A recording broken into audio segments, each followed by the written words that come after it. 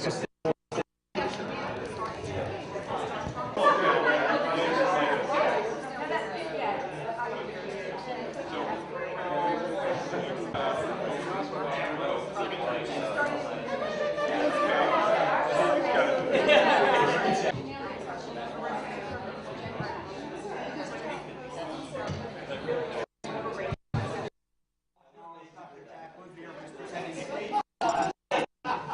a pleasure to be part of this, and it's been a pleasure to be part of this group. And I think the quality and the collaborative nature that you've seen here really is the spirit that we have in Philadelphia. And I think one of the overriding lessons that Owen spoke about was this group got together because of what we feared to be an access to care in Philadelphia with the closure of 19 hospitals. We feared it to be a process where we couldn't take care of patients in a quality fashion. And we feared it that it would be a demise to some of us who were caring for patients. It was a threat to us when all those hospitals closed. We didn't know how we were going to do it. If you look around at all the hospitals, how many of us have labor floors, labor rooms? Not really. How many have added new postpartum facilities? Not really. How many have added new facilities to take care of the neonates? So what we've done is we have incorporated a system where we've taken care of many more patients more efficiently, and I think the chairs coming together have shown that the quality of care has been maintained. So what we thought was a threat to obstetrical care in the Philadelphia area, we all believe, if you speak to every one of the chairs, has resulted in really an improved quality of care to every one of the patients who we are entrusted to give care. So I think that's the major focus of what we're trying to say here. And I'll just give a little commercial for a couple other things that the group has done. I think many of you know that about a year and a half ago, Health Partners was going to stop paying for ultrasounds in pregnancy. And this group came together. We met with the healthcare medical directors. We said that that's not acceptable. We can't deny care to patients, and they listened to us. And at the present time, we're still getting paid for the ultrasounds that we do on those patients. The other thing that was mentioned is long-acting reversible contraceptives. That's my newest thing, and the group has addressed it. And through the cooperation of the chairs of every department in the city, through the Obstetrical Society of Philadelphia, through the Pennsylvania section of ACOG, we have come up with a unified plea to David Kelly, the Commissioner of Medicaid, or whatever his title is, to now pay for long-acting reversible contraceptives as an incremental payment to the hospitals in postpartum patients. Because the biggest barrier to using this has been the DRG system, where the hospital would not be incrementally paid for the $500, $600 that it costs to put for the device, whether it's going to be an implantable device or an IUD.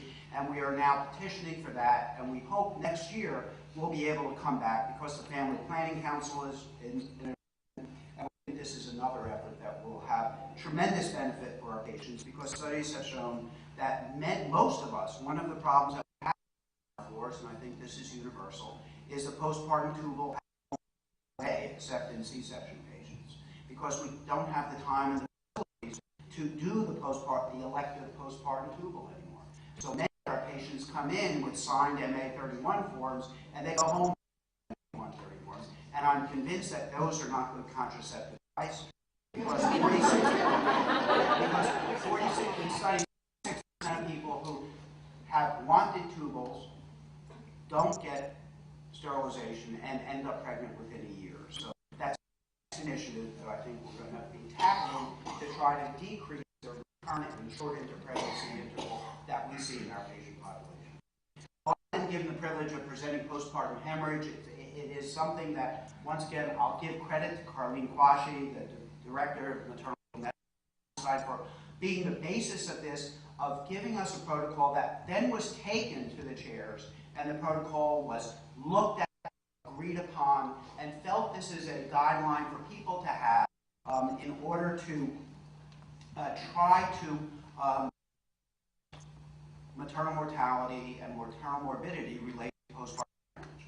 This is an old problem. We know it's been around for years. Postpartum hemorrhage, infection, and anesthesia.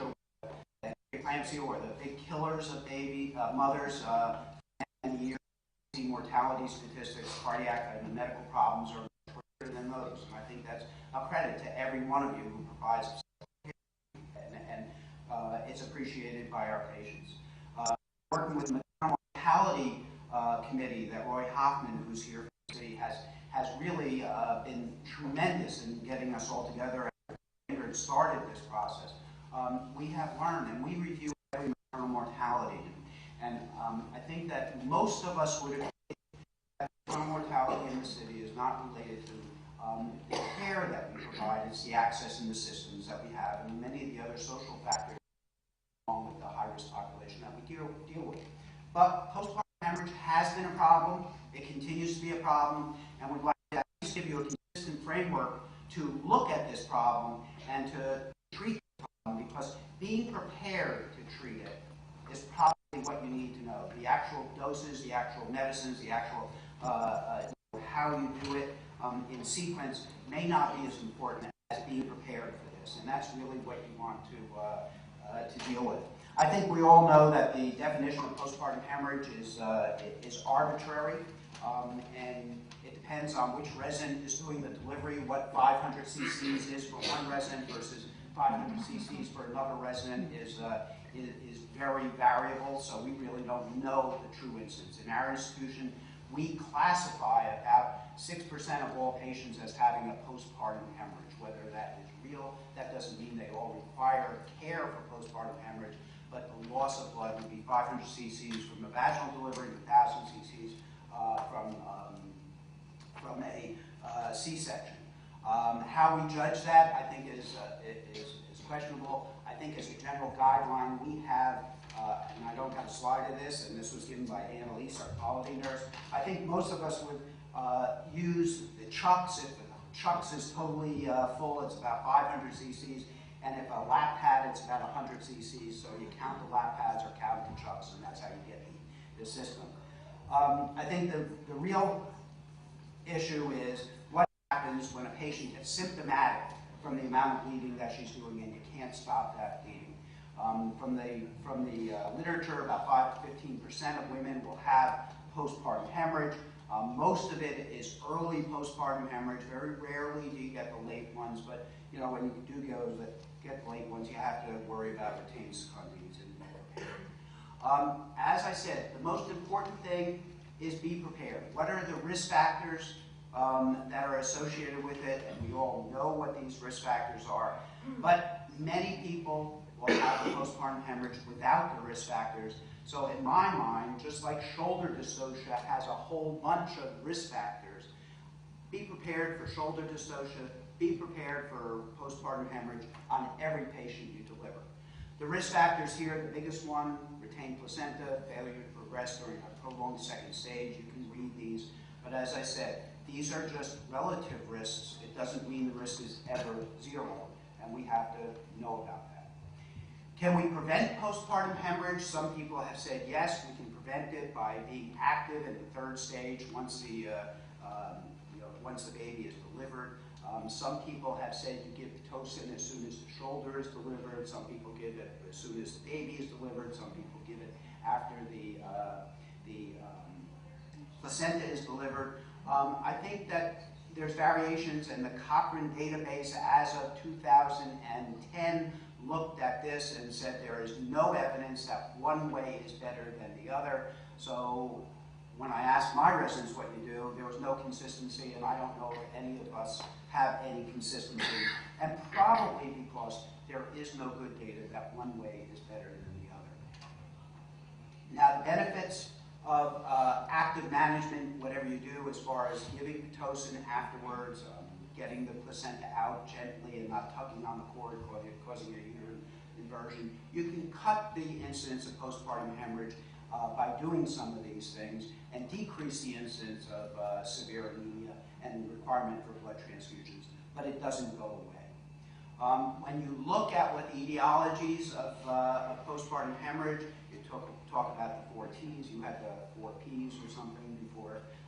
It reminds me of one of my co-medical students in medical school had mnemonic for everything. So in the middle of his exam, you heard him yell out, "I forgot the mnemonic." I mean, he didn't learn anything, he just learned the mnemonics. But, you know, whatever it is, tone, uterine atony is the biggest cause, retained products, tissue, trauma, and coagulopathies. Those are the things that you have to think about, and we think about every one of them every time we have a postpartum hemorrhage.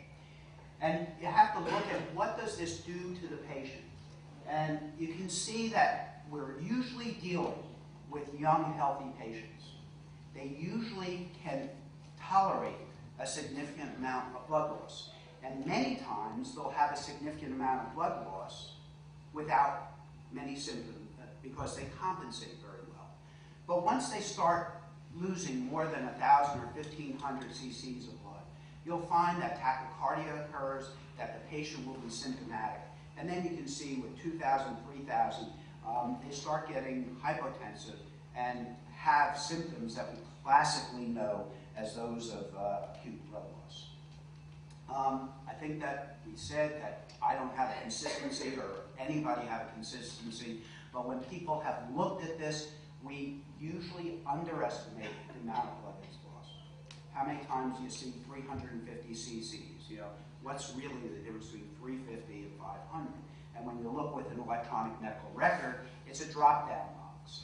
And I have that feeling that the residents use the drop-down box, you know, 350, 400 is nice because it doesn't come up on Cohen's list in the morning, and he's not going to look and see why did this patient have a problem. And I think that we all see that in even if there is no electronic medical record. And as I said, most people are healthy, they compensate, and we get away with a lot of postpartum hemorrhage without doing much. The treatment has to be directed at resuscitation and management of the patient and identifying the underlying cause. You can't just give uterotonics without knowing what the cause is. So you have to do treatment and diagnosis really at the same time, because we're all in that situation where once it happens, and when you have been there with postpartum hemorrhage, you know it happens quickly. And you can't sit back and say, well, let me go through a full differential diagnosis, let me send her to a CAT scan, let me get an ultrasound, let me make sure what the diagnosis is before I do anything, and that'll never work. So because of this being a real problem that we all potentially face, and it is a problem that has been associated with significant maternal mortality, at least in the past. And I have to say, and Roy, if I misquoted, I'm sorry, but from my memory and from those that we have collectively, from those of us sitting on the maternal mortality review committee, there's been one death that we have reviewed from a postpartum hemorrhage, and it was a patient who was not getting obstetrical care and came in late. So it wasn't a postpartum hemorrhage death in our hospitals. And I think that goes to the credit of the quality of care that all the institutions are providing, and probably following protocols that are very similar to this, because these are all the things that are known in each one of the hospitals. Now that we have hospitals that really do emphasize quality, 6 hospitals emphasizing quality of obstetrical care.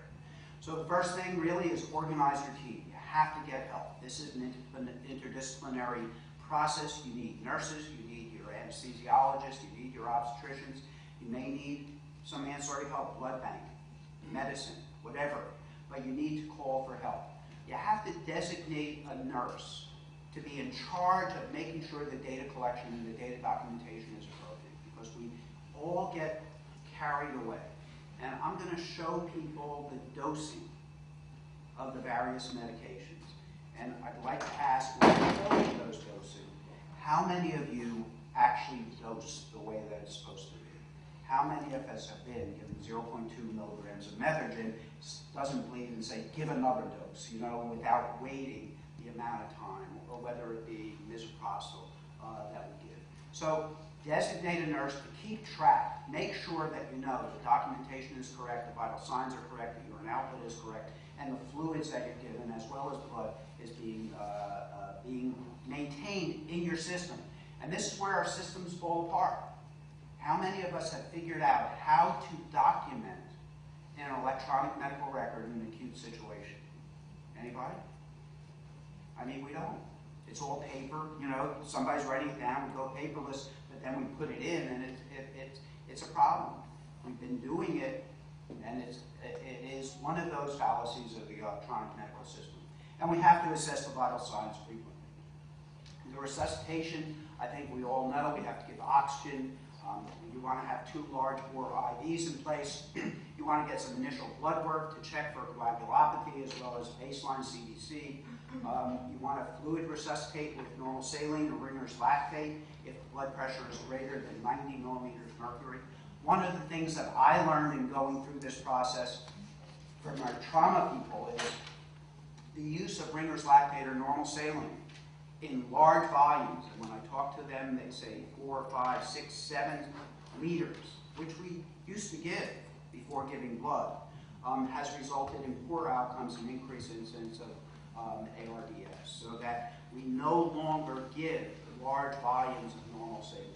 And we try to maintain the blood pressure greater than 90. And one of the other lessons from the trauma people is that if you start giving blood when the blood pressure is high, you lose more blood because it's being pumped out.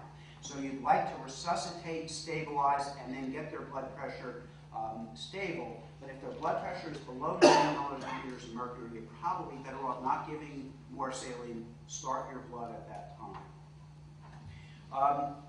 When you have this, I think one of the biggest changes that we've had is the massive transfusion protocols, and I would hope that every hospital has this now.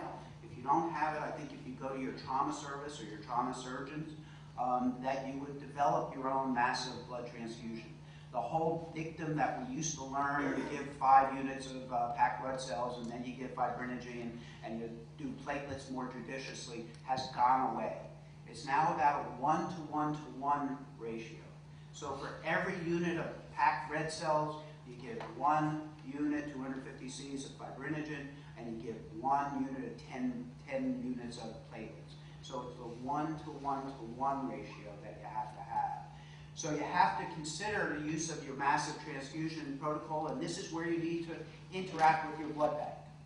Many blood banks have massive transfusion protocols for their ED, but you have to let them know that you're part of the hospital that may require this service. So that when you get this, you should be able to call down to your blood bank and just say, we need a massive transfusion protocol, which means they send up to the labor floor this 1-to-1, 6 units of packed cells, 6 units of fibrinogen, 6 bags of platelets. So we have it there so we can treat the patient. You start this when the systolic blood pressure is less than 90, when the pH falls below 7.1, your base deficit goes below 6 milliequivalents per liter, or the patient is hypothermic, or has an abnormal INR. And platelets less than 50. And once you get those criteria, you give the blood.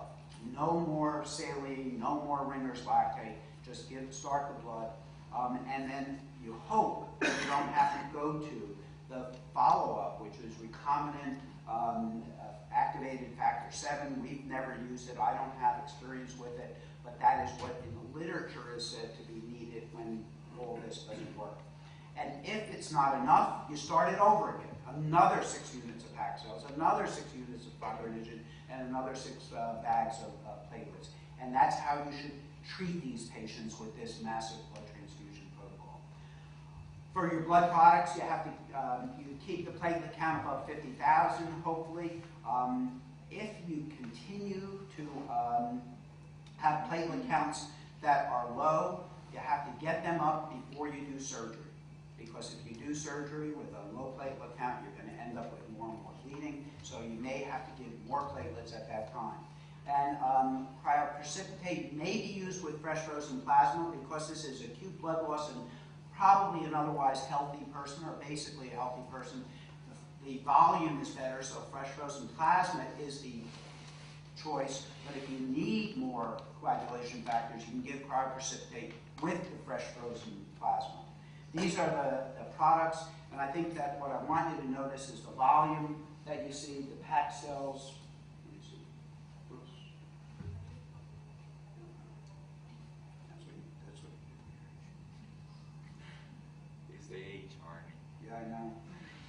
have my slide? No. As you see it.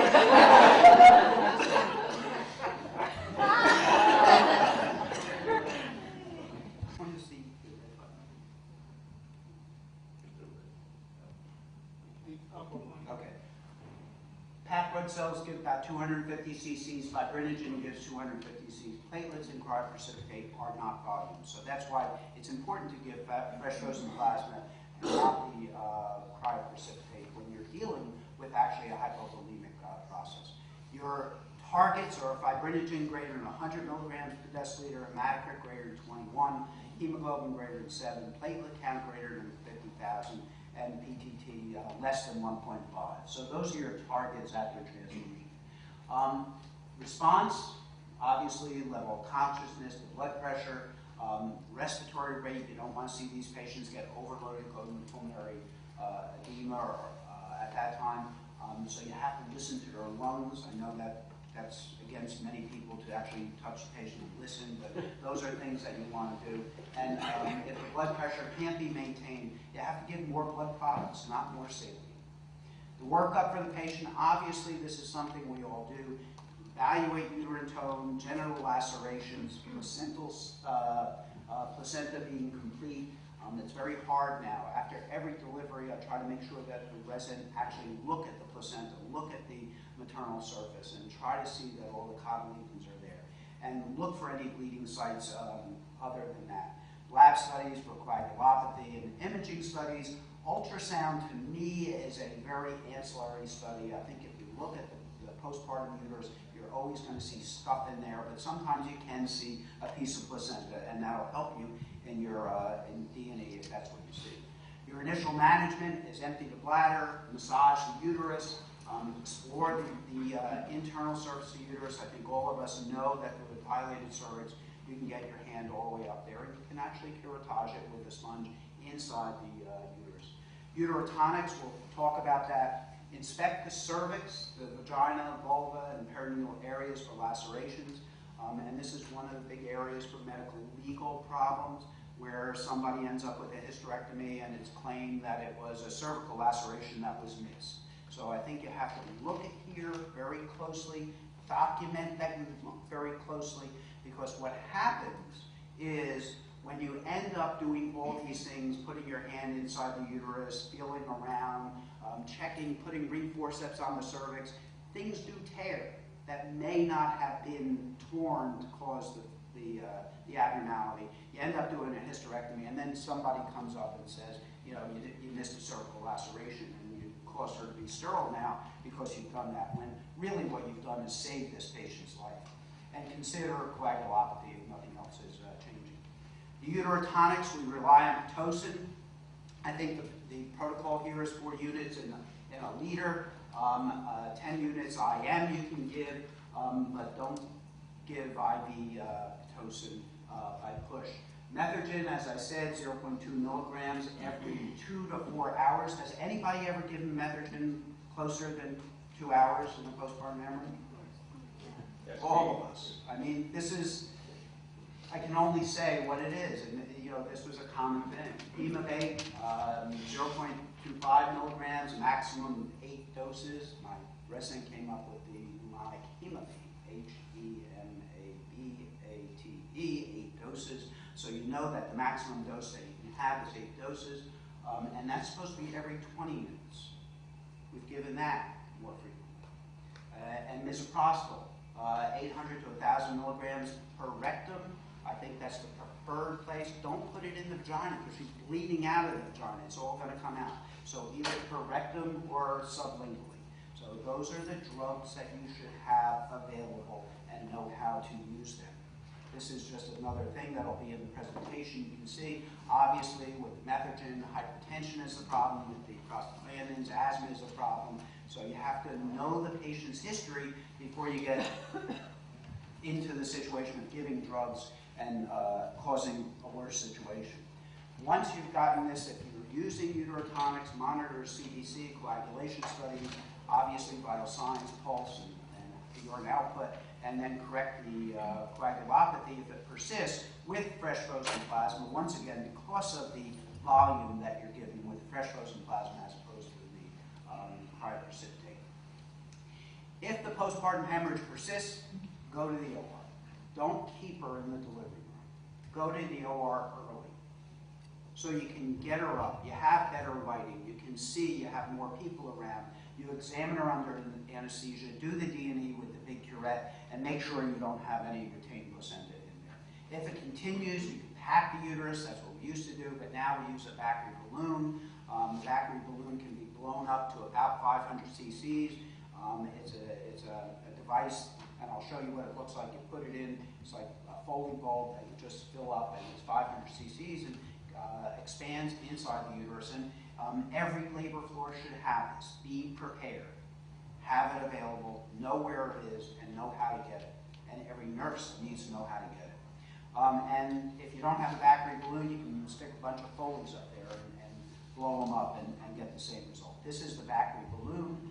You can see it just goes into the uterus and fills up that cavity and compresses the sigil and the endometrial lining so that hopefully the bleeding will stop in an atonic uterus that's been previously treated.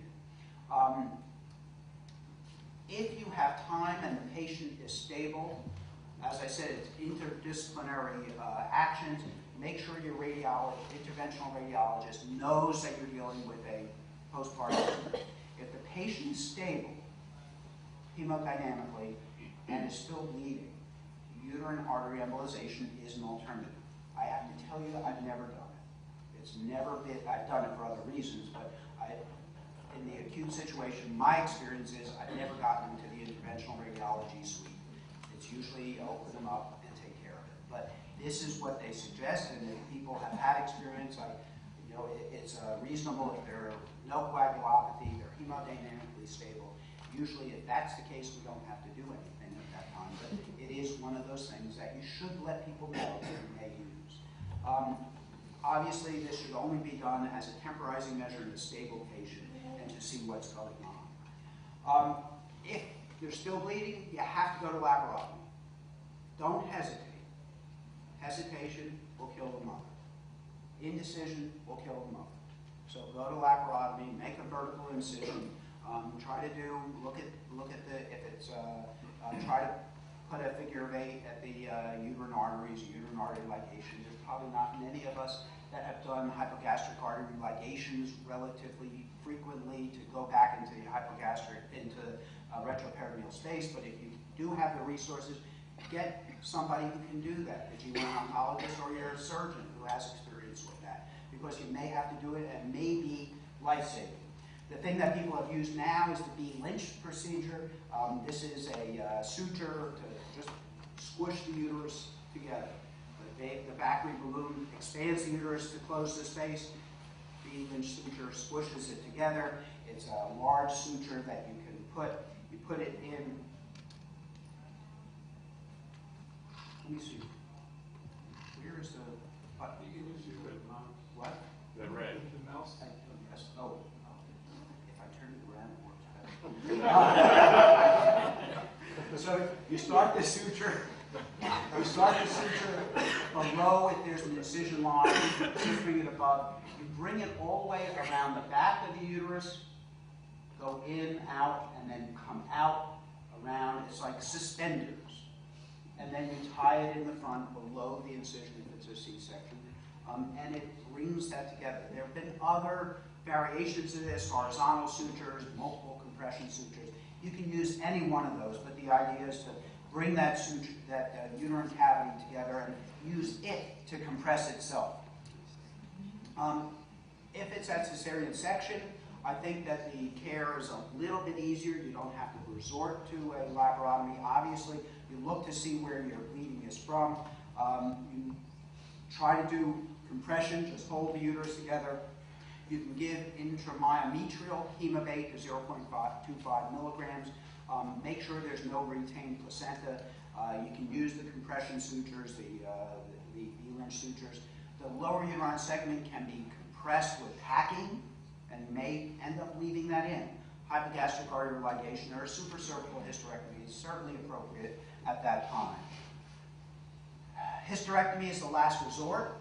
It's obviously never our intention to do a hysterectomy on a postpartum patient, but I can tell you it's a life-saving procedure, and for any of us who have been in that situation and then got sued, what you're doing is somebody retrospectively guessing you what you would have done, and that patient would have been dead. And I think that all of us have been in that uncomfortable situation, but I think that if we hesitate, the patient can die. So that is a life-saving procedure. Postoperatively, you have to continue close observation, maybe have the patient go to the ICU. We do that routinely. We check their labs frequently. We monitor for coagulopathy, and we monitor for complications. And ARDS is one of those complications that we get with the massive bleeding that we get with a postoperative postpartum hemorrhage. Documentation is key. I think that all of us agree that if it's not in the chart, it hasn't been done. So you do need to give your documentation specific credit, and it's important for the doctor to read the note that the nurse writes, because the nurse note is important, and if it's discrepant with what happened, you need to settle that discrepancy right at that point, because the time to settle that discrepancy is not years later when you're trying to look at the chart. You have to watch the patient's response and take care of the patient, and physician and nursing notes have to be consistent with each other. Now, in order to help us remember all of this, Carlene has been very instrumental in developing. This is what we have. It's not a great picture, but this is a big poster that we have on the labor floor that goes through the algorithm of postpartum hemorrhage. It gives us the drugs. It gives us a D-Lynch suture. It tells us what the complications, the Backrey balloon, and it really is a reminder of what we should be doing. This is the algorithm that's on the labor floor, so that if you need it, somebody can look at it and see what it is, and you'll all see this in the handout. And I think it's important to be prepared. We have a postpartum hemorrhage box. This is just a fishing tackle box that you can get, but being prepared is the key.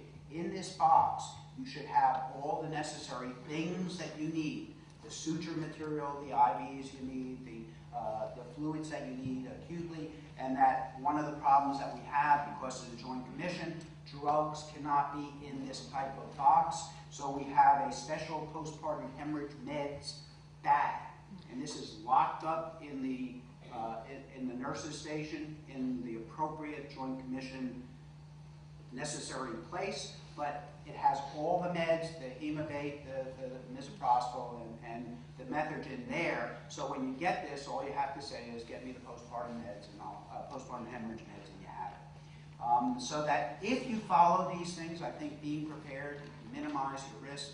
Remember, it is a situation that we all will face at one time or more, and being prepared, and remember, hemostasis is the important mnemonic here. Ask for help, get access, establish the etiology, massage the uterus, give her oxytocin, methogen, go to the OR, tamponade balloon, apply compression, systemic pelvic devascularization, interventional radiologist, and subtotal or total hysterectomy. It takes me longer to remember the mnemonic than to know how to care for it, but it is something there, and it's a pleasure, and I hope none of you have to resort to the problem. We need this, but I can guarantee you everyone who practices